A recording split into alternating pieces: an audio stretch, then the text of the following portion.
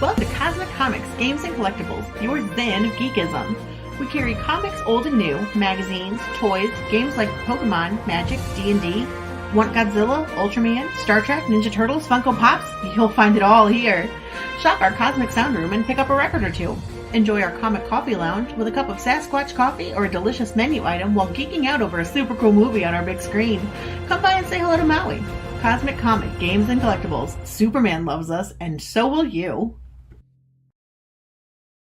Hi everyone, Daphne Lage here. Join Nita Lanning and me on the Ragin' 2 The Vlogs show, where we talk about everything, nothing, and all the bits in between. Looking for hour-long conversations about indie comics, social media marketing, and crowdfunding, with the occasional rant and story time? Head on over to the Ragin' 2 channel on YouTube, Mondays through Fridays at 11 a.m. Eastern to join in the chat. Hit the button.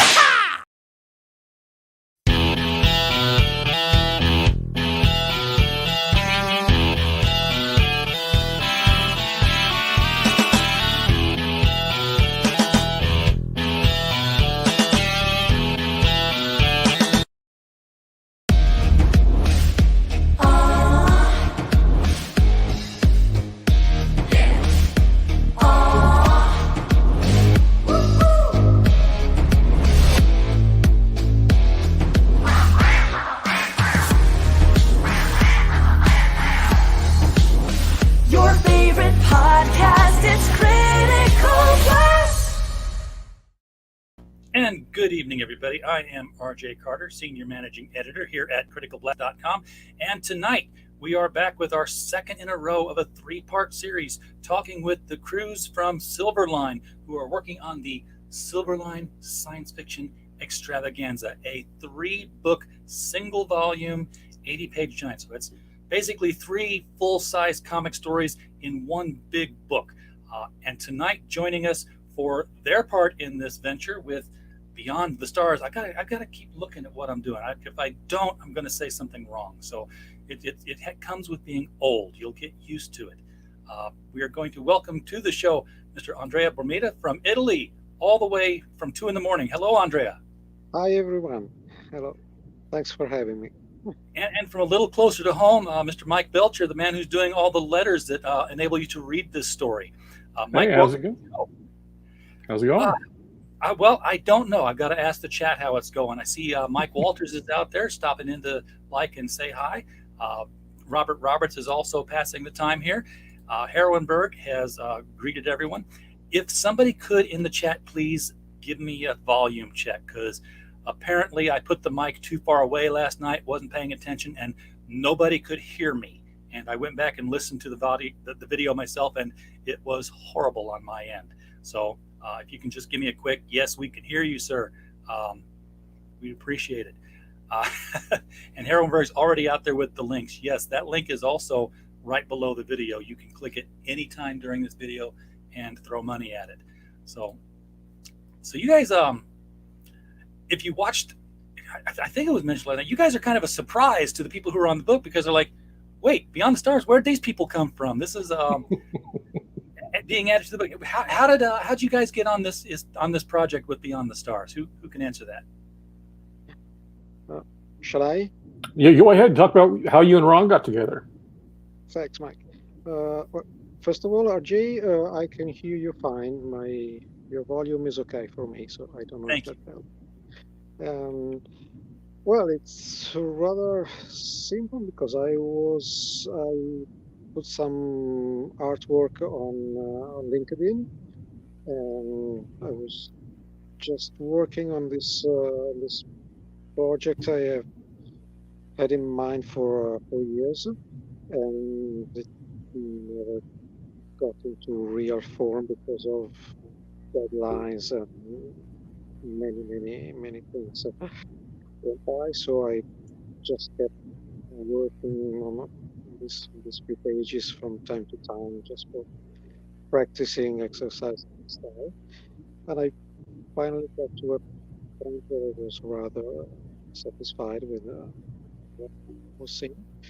That's why I posted the pages on LinkedIn, looking for work, mainly looking for someone willing to take action and to step in and do the whole script because I had a general idea, canvas of the general picture, but I'm not a writer.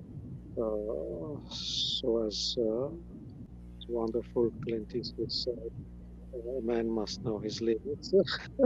Yes. And I thought, yeah, okay, I'm really concentrating on my style, on my artwork, and so I don't want to overstep my boundaries.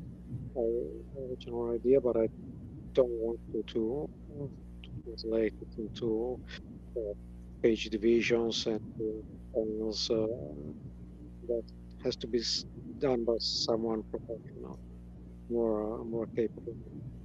So I just posted the artwork and hoping to get some feedback. And Ron popped up. So that's the beginning of the story. He liked Are you what he saw. do Yeah, you have a certain genre that you like to draw in? I mean, is it do you draw more sci-fi or more horror or more superhero? yeah. Well, I've been working on sci-fi for almost 25 years now, more than 25 years. So I should say that's my favorite genre. Uh, Also cinematographically speaking. Um, so I like it a lot because you can invent things mainly, and Absolutely. so you're more free to create to do things that come to mind. I also like doing historic stuff or noir police subjects. Uh, but I'm looking at the pages you've got here, and mhm. there's you. I don't know. Maybe it's just me. I can always tell if a comic book page is being drawn by somebody in Europe as opposed to being drawn by somebody in the United States. There's an aura, a sense to it. Or like, yeah, this looks like some good 2000 AD or some good Mobius kind of stuff. Um, Well, but that's a great calling. So, uh, well, I must say that I grew up on American comics because my beginning was with superheroes, and Marvel and DC.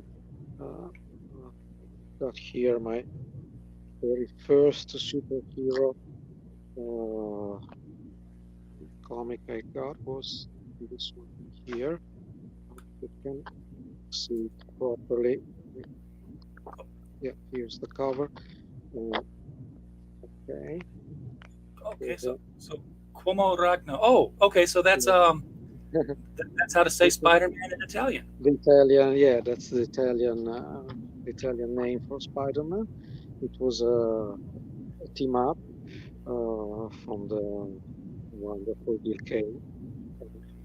When I saw it, so um, so I drew mainly superhero short stories. I think it was probably 8 years old. So first Did time. you did you have any formal training in art, or is it just something that you naturally Mm, acclimated to through doing it over and over? no, my formation is more technical because I studied architecture. But my true love is freehand drawing. So I just grew up self-teaching, and also with the help of many already established professionals.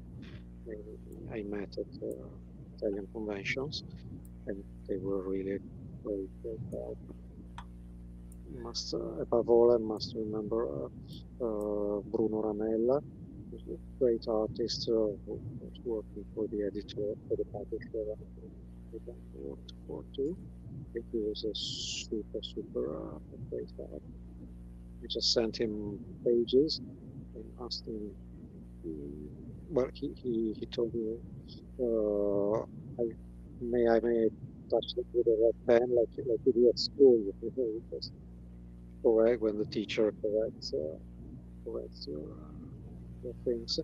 I said, please do. So it was very straightforward. Mike, you come on this project as the letterer, and first of all, I gotta ask. I get, people are like, oh man, I've always wanted to write comics, and I get people who are like, oh man, I've always wanted to draw comics. Who's the guy that says, man, I just want to write the alphabet over and over and over. I just want to draw letters.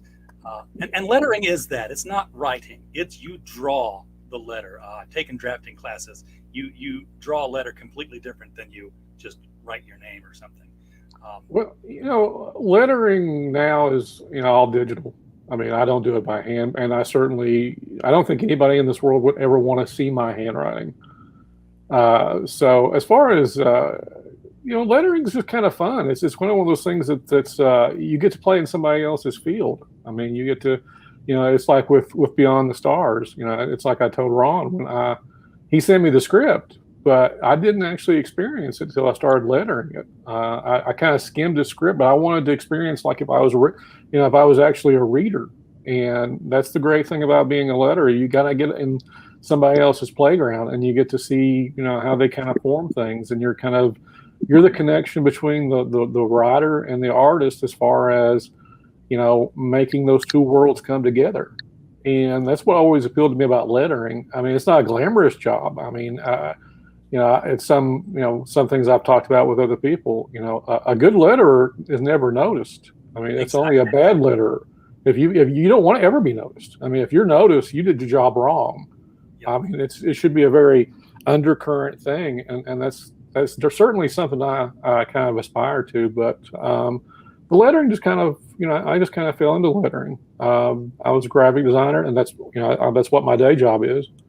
And I wanted to be involved in comics, and lettering was a way, again, being able to be in comics and, kind of bide my time until I was ready to do my own. And over the years, I've got to letter a lot of nice projects, and especially I feel particularly blessed to be lettering this project. I think it's quite a good product. Very nice. I think everything from top to bottom. Andrea's art blew me away the first time Ron showed it to me, and so I find myself very lucky to be putting the words and the sound effects and everything on his artwork. I like I said, it's the best part of being a letterer. Yeah, we did a show a couple of months back about people doing crowdfunded indie comics, and the ones who did hire editors and the ones who did not. And the ones who did not, some of the stuff that I would pick out would be so many misspellings on the page. And I guess my question, now I know that some of them, the writer was the letterer, but do you serve as a sort of proofreader or editor when you're writing, when you're lettering something, or does the misspelled word in the script become the misspelled word in the balloon? No, if I see it, I won't let it stay. I'm not one of those guys. Now, I won't change like phrasings or stuff like that, but I will if there's a typo or if there's a punctuation that I just know, that the writer intended. It's just one of those things that you flip at the keyboard. I'll change those, and I'll always make somebody aware of it. That there's a few places, and I'll point out, and typically they're pretty happy about it that I caught them. Yeah. Because I'm not really the copy editor as I letter, but again, I'm reading as I go, and if I catch something, it reflects bad on me. So I don't want to. I want to make sure it doesn't make it to the final product. So I'm an official copy editor. Yeah, exactly. Because it's going to go back to the editor again, who's going to look at it and check your work, and then still check not only the not just the spelling, not just the phrasing from the writer, which should have already been checked once before. But all things like, hey, these word balloons would read better if they were like the other way around and not crossed. Or and I don't know if you've ever run into this before, but sometimes the artist hands you a panel where person A is on the left and person B is on the right, and guess who speaks first? Person B speaks first. I've had many of those instances. It's fun getting around those. I can imagine, because it's like Ghostbusters. You don't cross the streams, Egon. It just doesn't work right. And yeah, a good letter doesn't get noticed unless you're Todd Klein. And that's only when he started working on Sandman, and he had different voices. Like, wait, the letters keep changing per person. This is interesting.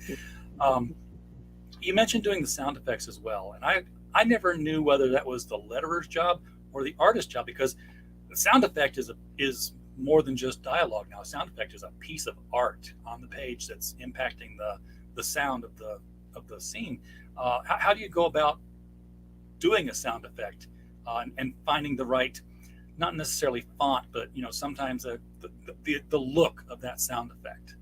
Well, it kind of goes with whatever the action is. I mean, you don't really want to blend things that sound kind of, as far as the lingo goes, if something looks metallic or it sounds like it should be metallic, you don't want to do something that also sounds or looks organic. And again, those sounds kind of weird as far as trying to describe them, but you don't want to mix them up.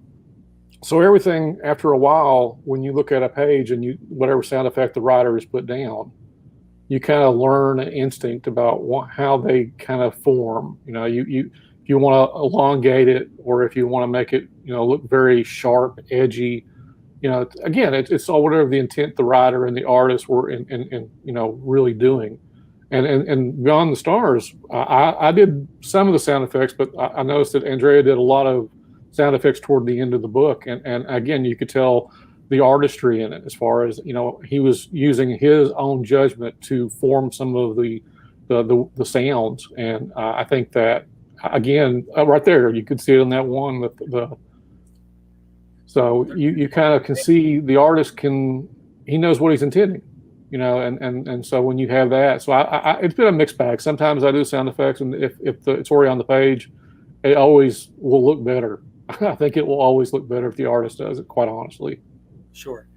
And sometimes, I don't know if you've had opportunity to do this before, and I don't know how to explain this correctly, but sometimes like the sound effect will interrupt the dialogue balloon or cover something on the art intentionally, and adding something to the impact of what's happening on the page.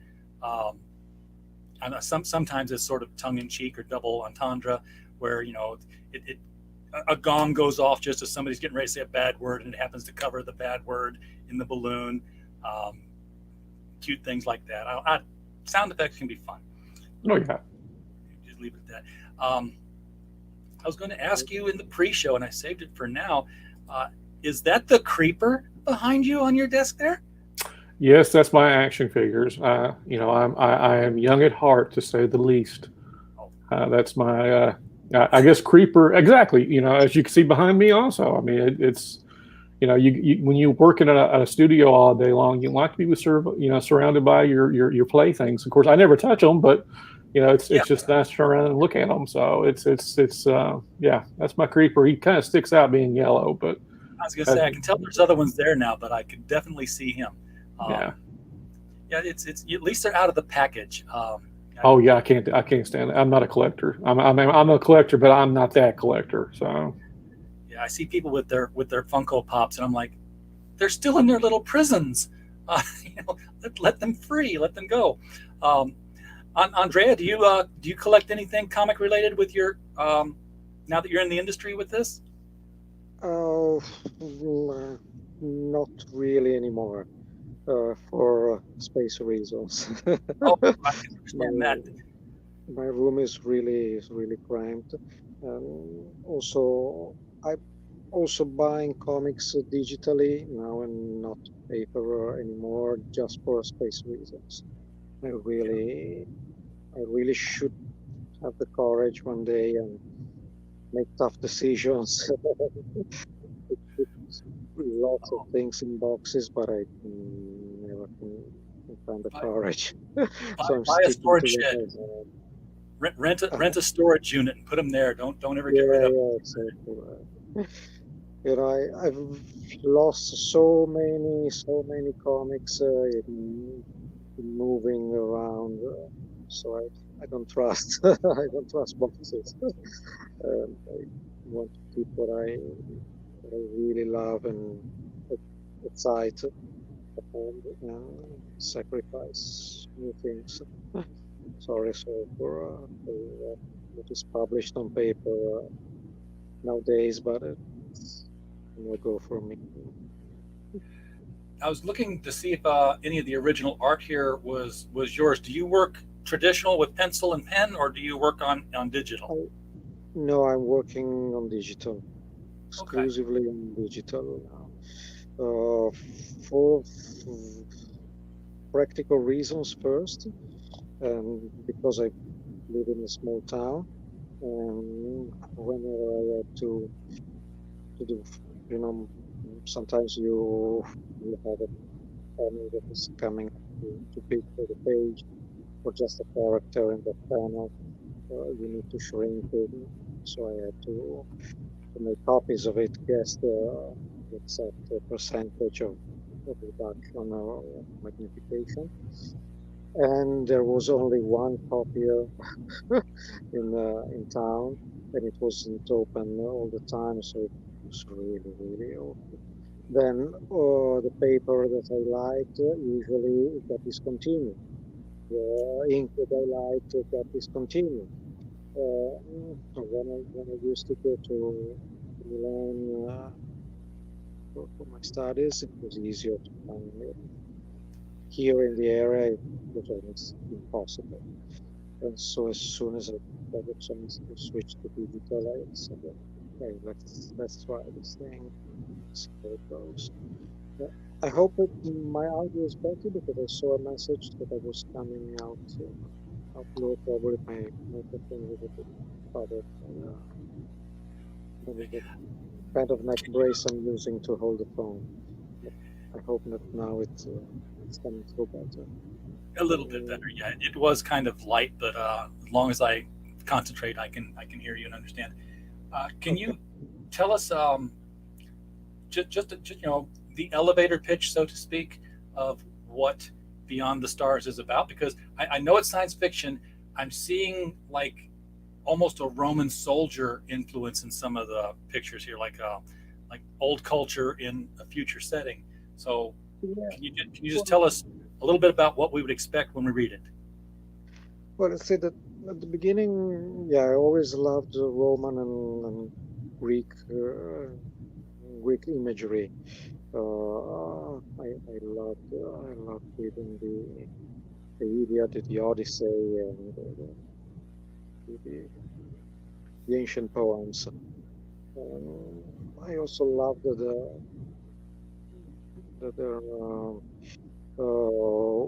war output.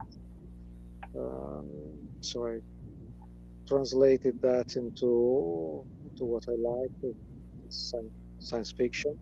It's a bit of a modernization of those outfits. Um, Originally, my idea was to do something more warrior-like, more centered and Carl as the main character. But then the whole idea switched to a more teamwork adventure, but the aesthetic stayed. So I should say that the aesthetic is just like an incident. Let's say it's not influencing the story too much. Like we have spark and culture from Athens or from Rome, right into the story. That's just it's mostly aesthetic. The story is well, I think it's a mix between classic science fiction story with good and evil, darkness and light, and some inputs, some reasoning about science, how science will condition our lives. Not dealt with properly. I wouldn't And say this is anymore, not to give away anything, but yeah. it's a personal evolutionary adventure for the. Do you do your own colors, or is somebody else doing the coloring? I've been working in black and white for almost 30 years. So my Italian comics were now not anymore, but were a few years ago just black and white. Only the covers were color or some special editions, pin-ups and that kind of things. Alternate covers, but the story was black and white. So I grew up on black and white, and just recently I got into coloring, mainly because digital allows you to experiment, to do mistakes and easily correct. And also because it's I find it rather difficult to finding a colorist that expresses exactly what I have in mind. So after Yeah, few I was mistakes, curious about that. If you've always worked in black and white, what it's like to see somebody else put the color on the pictures that you drew, and to see how closely they match what you saw in your mind as you were drawing them out. Because we see in color, so it's sometimes it's a shock, sometimes in positive and sometimes in negative. So I decided, well, okay, I'll try and go for it, and well, I must say that lately it's become an integral part of the art. So it's it's more satisfactory for me because I have total control over the page. And yeah, that's really great as an artist. Problem is it's so time consuming. I have I have decided now to just devote myself to colors only for this series, while the other works I'm doing, I'm letting other colorists do the work. Otherwise, it would be really impossible sure. to do I everything. noticed It would take John Burns' energy to to deliver he doesn't run the, out. I the noticed the spaceship here has a sail on it. That's Mhm. that's an intriguing concept. I haven't seen anybody really do that since Pierre Bouil's Planet of the Apes, the novel, not any of the movies, Oh, the actual I, book. I have never read the novel. Uh, I actually cannot remember the reference I took from for, for, for for that part, but it has something to do with some media. Really, I'm sorry, but I recollect where and put the memory in place. It's an Probably it interesting was concept. some image from some science magazine also. You see those solar sails. They're talking a lot about them, the way they might help us travel. Well, I did read a book. I can't remember the name of it, but I do know that they came up with these solar sails for probes, and it wasn't that they were catching like the solar winds, which you hear a lot of in science fiction, but it was something that something that allowed what are those little light particles to bounce off of it. Electrons. Yeah, something like electrons. I forget what the one is for light, but anyway, it was like the light would hit it and it would push the sail, and then the photon would bounce back. Okay. And the idea was that since photons are traveling at light speed, eventually the ship would be going at light speed because the photons would eventually get that sail going to that level, and it would just keep going. Yeah, wonderful. Just interesting little things that happen in science fiction that the ones we still haven't done yet. Everything else we've accomplished, apparently. Yes, thank you, Heroinberg. Yeah, well, sometimes, I think of Space 1999. Yes. Yeah, I think we had those, I don't know, in Italian they were called eagles. They're flying pods. And they had laser pistols, those televisions. And I said, okay, we haven't got those eagles, we haven't got laser pistols. Our phones are actually much better than those communicators with the black and white TV screens. Yeah. But mainly we have those terrible, what do you call them?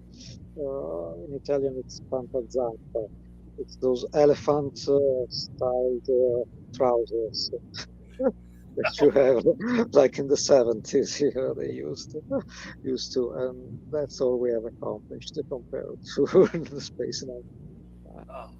Yeah, I remember we've passed the date when the HAL computer was supposed to have been fired up at the university. We've passed the date when Captain Buck Rogers is supposed to have gone into space and disappeared through a wormhole. So we got to write our science fiction further out than just tomorrow, so that we can have a chance to get to it. Interesting question here. If you're a science fiction follower, do you think Roland Emmerich got the Moonfall idea from Space 1999? Moonfall is the recent movie that I didn't hear much of, but it looked like they discovered that the moon was made out of 2x4s, and it was coming down. That beats me. I really have no idea. Yeah, I've not seen Moonfall. It was weird because I just they circled around the moon, and the back of it was like all these beams and lumber. I'm like, what? It's just that's not. So I'll still have to see it, but it'll have to be streaming before I'll pick up on it. I'm looking forward to seeing it because I'm curious too. It's out there somewhere. Folks, if you're watching this, the link for this science fiction extravaganza, which Beyond the Stars is the first part of this book, will contain also the full-length chapter. They're not full-length books. They're 22 pages. They're a standard comic. This whole thing is 80 pages split between 3 stories. Beyond the Stars leads it off. Then the Obsoletes in the middle. The Obsoletes were here last night. And then Cray will be wrapping it up. Cray, the team for that, will be here tomorrow night at 8 p.m. Eastern. So we hope you'll come back for that. I'm trying to think, is there anything else that people need to know about this book or about Beyond the Stars? Let's talk about the title a little bit. How did you settle on the name of the book being that? Because I would have to refer to Ron for this, because I got the title from Ron. My idea was Cal from the main character, named the story after her. But after all, she's not the main protagonist anymore. It's more of a chorus thing, So I think it's only right that the title should It's a space opera, so I think I it's love a good space opera. Is it since it's on an alien planet and not Earth, right? It's not Earth, is it? no, it's not Earth. It's yeah, it's a planet far away. People who passed away. We don't know how it's. Okay. Does it take place in the far future or in the far past? Because Star Wars, for all its futuristic settings, happened, as they say, a long, long time ago. So it's actually something that happened in the past. Where does Beyond the Stars fall? I don't think it's relevant. It's Okay. can be anywhere in space and time. It's a universal story. No need to pin it down that way. I like it. Yeah, because after all, it's about light and darkness. Light and darkness outside of ourselves, and the light and darkness toward inside. So I think it applies to life in general. Yeah, it's a universal truth kind of story. Yeah. All right. Everybody in the chat, if you are watching this and you are liking what you're seeing, and why wouldn't you? It's 80 pages for relatively, it's a very inexpensive book. The digital is $12 for the 80 pages. Your retailer pack is $20. So you're getting, multiple covers at the retailer pack on that one. Check it out. The link is below the video. Is there anything more about the story that you think people should know to induce them to back? Mike, you can chime in on this as well. Say, hey, see some of the crispest, cleanest letters you're ever going to see in a comic book this year, right? Oh, absolutely, absolutely. From a reading point of view, this is the total package, Beyond the Stars. And I just think that was one of the first things when Ron asked me when I sent him the letters, what I thought about it. And I love as Andrea said earlier, a good versus evil, the light versus dark story. And, so few comics nowadays give you characters right off the bat that you kind of get invested in.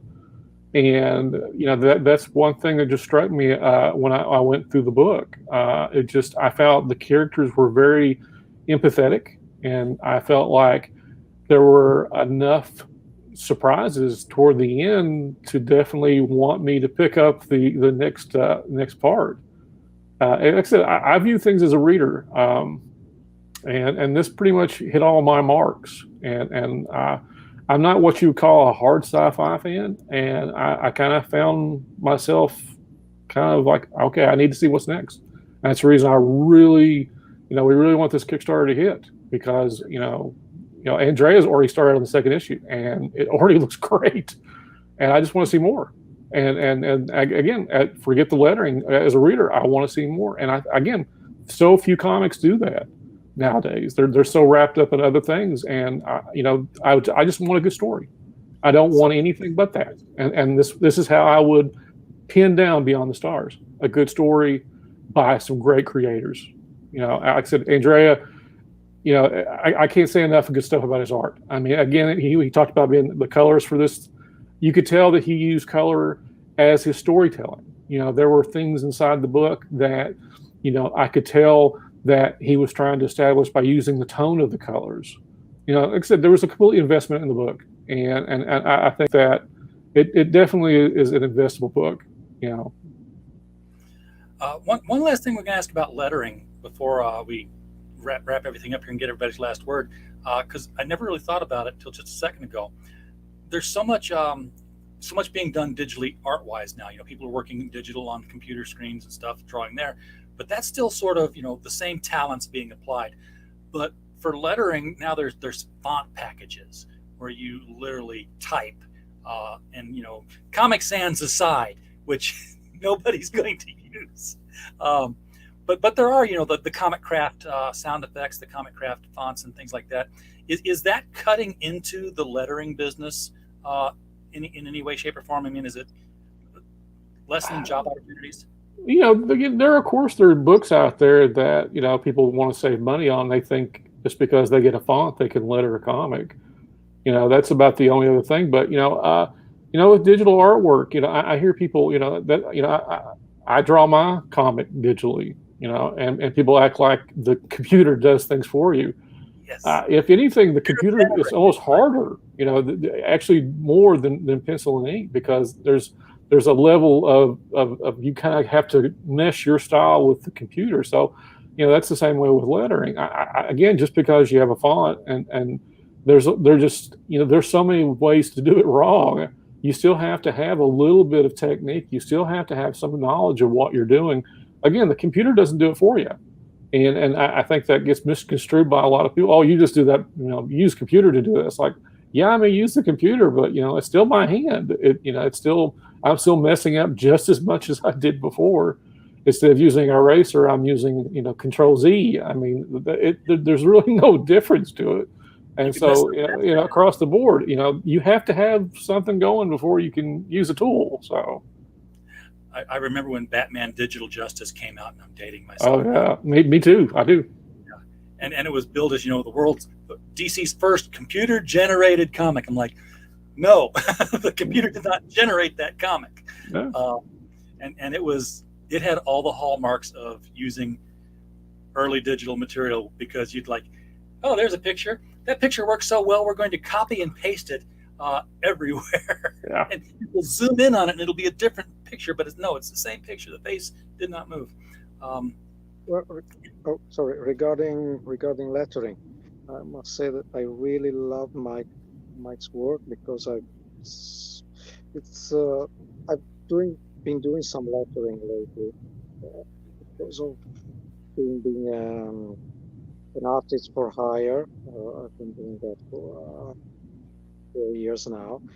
So you have to learn to do a bit of everything, because sometimes you're asked to do the colors. Sometimes I want the whole page, the print ready page, so the letter. And I never did lettering for 25 years. So I just got dumped into it, and I realized how hard it is, and how it's tied to the storytelling, to the rhythm, to the flow of the page. It's so important to be right. It's unbelievable. And also now that digital, it's for beginners, it's a blessing, because you just can move balloons around, redistribute them without having to cut the adhesives, paste them. I remember once, I don't know why, the letterer got my whole story wrong for my fabric. And the Italian stories are 94 pages long. So it was a 94 pages disaster, and it was still not digital. Also, I was working with halftones. So when they took off the adhesives for the balloons, the halftones came away too. And so they had to send me back the whole package. I had to reprint the halftones, repaste them, retake the whole pages, and obviously we had to write out mistakes, to redo the inking below that came out with balloons, retake them to Milan, resend them to the letterer to redo the job. It was such a waste of time and money. It's unbelievable. It was really unbelievable. So getting the lettering right is tough and super important. Yeah. Super and important. There's something magnetic about hand-lettered comics. I mean, even back before there were computers doing it, you'd see people who were doing their garage comics, and they would use a typewriter, and they would type the word. But even with digital fonts, where it's like, it's the same L every single time, it takes you out of the story by its uniformity. It's like, that's, even though you don't notice that, two different letters are slightly different from each other by the hand lettering, it's still, there's a comfort. You just read along. Yeah, absolutely.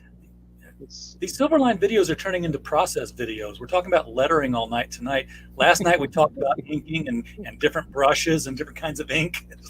Let's talk about the book, guys. But that's on me.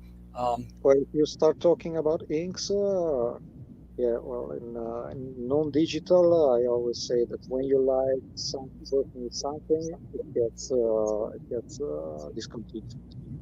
It's an Yeah. habit. So digital is great for that. When you like a certain brush, you just put it in the memory and hope that it's the following versions of the program you're using will be able to still And the brushes digitally, it's not just like a line width or a weight or even well, it is a texture, but I've seen people do things like, hey, I've got a chain brush, and then they share it with everybody else, put in there, and it's just a brush. You pick the brush, and then you start tracing with it, and all it's doing is it's leaving a chain.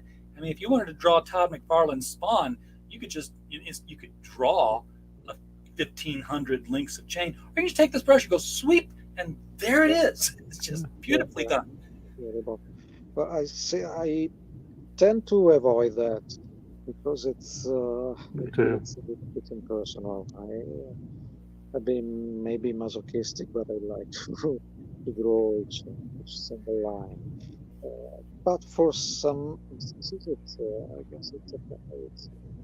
It's just so much quicker. Digital is so bad. I keep hearing that my comics are all going to be digital in the future. I'm fighting it tooth and toenail. I like paper books. I hope they continue to be paper books. But for working for the behind the scenes part, it's so wonderful. I mean, you get a perspective a bit wrong. You get a character too big or too small. To resize the panel, it's just seconds. Sure, and you got layers to work with too. So like layers are unbelievable. You can just experiment. Different layers. Okay, this ink blot is not working. This is you're inking better. original pencils, and you mess up. Like, messing up on original pencils with ink is like, okay, that's all going to be in darkness in that corner. That's the shadows. You have to deal with the mistakes you make. Yeah, you can experiment so much in the same panel. You say, okay, usually I have an idea where the light comes from, and it has to be a light scene, a dark scene, and you just when you're doing it, you're halfway through it. You say, oh, wait a second. How about if I do this and do that, change this and that, and just on the fly, it's wonderful. Yeah, you can compare them side by side. Just say, I like this one better than that one, and go with it. Exactly. Inkfinity Comics, Alejandro, our Sicilian friend, glad to have you in the chat tonight. Appreciate your comments there. I was surprised that Bancroft did a video on the review that we wrote of his book, so we appreciate him spreading the word, getting people to our channel to read the review we wrote for The Lucent.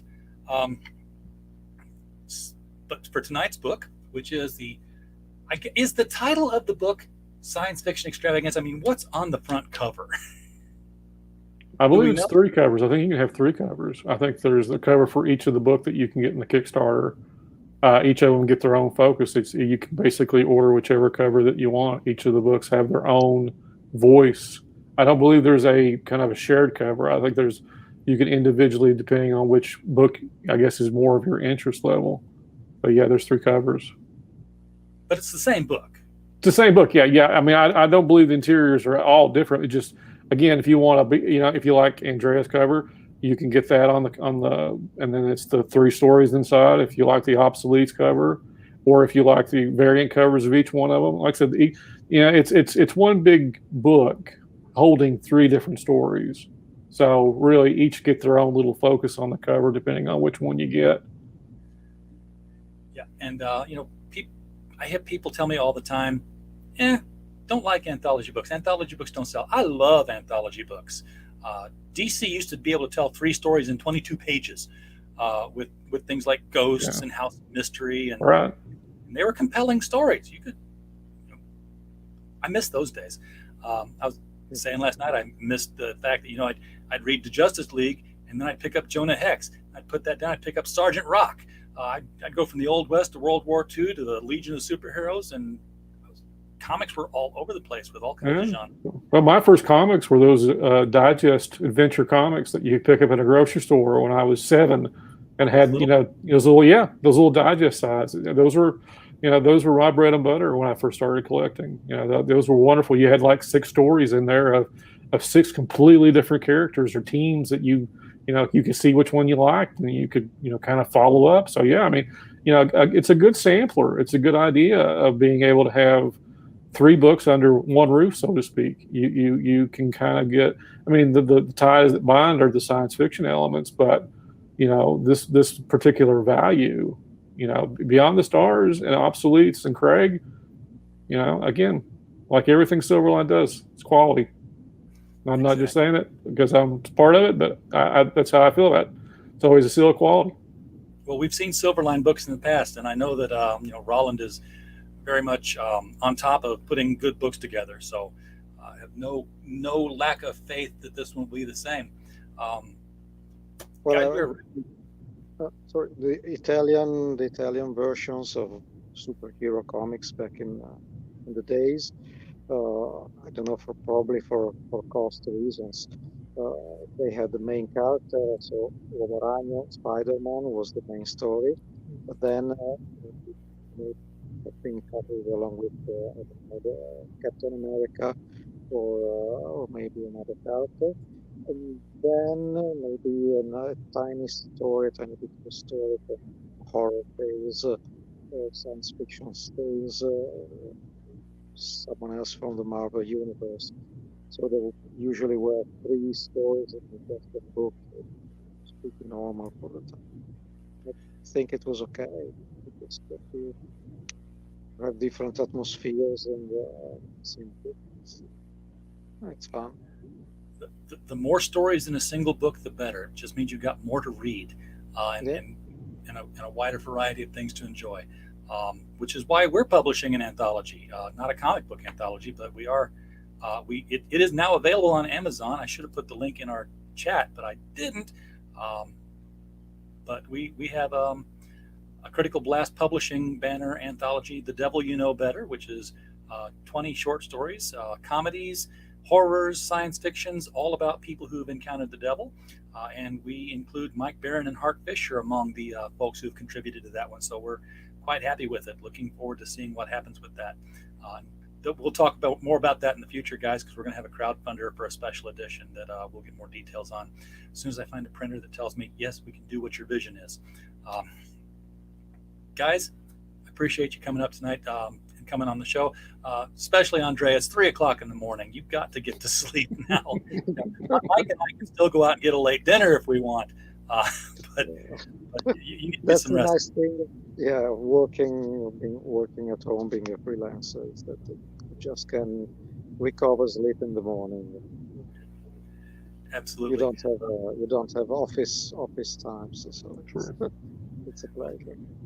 Folks in the chat, we appreciate you being here. Do click on the link below the video if you're watching it on the replay. Get out here and throw money at this project. Help it get across the finish line. I'm looking at it one last time here. It's over 50%, but it's got 12 days to go, and this is Kickstarter, so there's no extension, people. This is not Indiegogo. So help this thing along. Get it over the finish line so we can get this book done. And as always, guys, while you were here, we just hope you had a blast. Good night. Thanks to you. Pleasure knowing you.